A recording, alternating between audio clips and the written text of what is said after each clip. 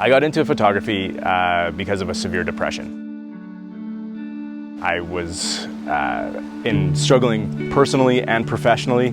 After years of a lot of great success, it felt like my life sort of got yanked out from underneath of me, and I really was having a really hard time just kind of functioning. Thankfully, my dogs would get me out every day down here for a walk, and as I was down here every morning and every evening, I started to notice the little things that we take for granted in life and the things that we just walk past all the time, you know, bees and flowers or the dew on grass. And I just started to sort of really feel connected to nature again, and I wanted to take that home with me. So I started taking pictures of that stuff with my iPhone 4. And as time went on, I was just getting more and more engaged in this, you know, act of taking photos and finding the photos and the process to be a very calming and cathartic thing. The one thing that I couldn't take pictures of with my iPhone was the night sky. And I've always loved the night sky, and it's always been something that I found a great deal of peace and would always reset me.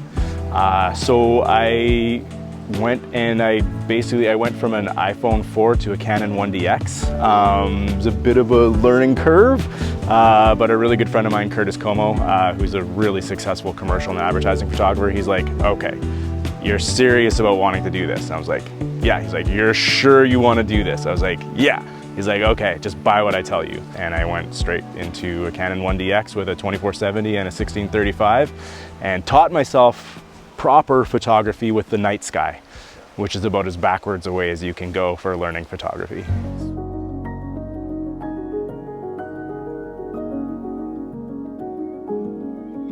I think that at the time that I was discovering my interest in photography, I wasn't really cluing in to what was happening in terms of how it was affecting my mental health. And I think that in hindsight, I've started to, you know, understand a lot of things.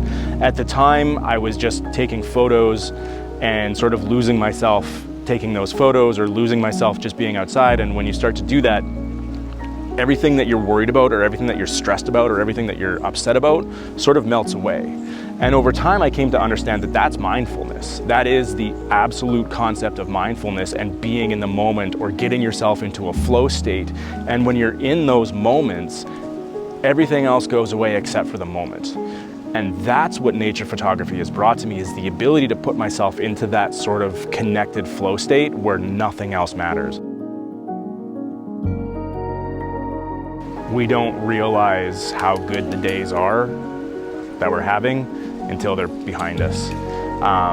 And so, you know, it's that whole mindfulness. And while I was finding myself very mindful and in those moments, I don't think I really understood how much I was enjoying photography, the meeting of people, the road trips, all of that sort of stuff, until, you know, a few years later when I'm not doing that stuff as much as I used to. So really just enjoying the ride, enjoying the process, and not worrying so much about the social media BS.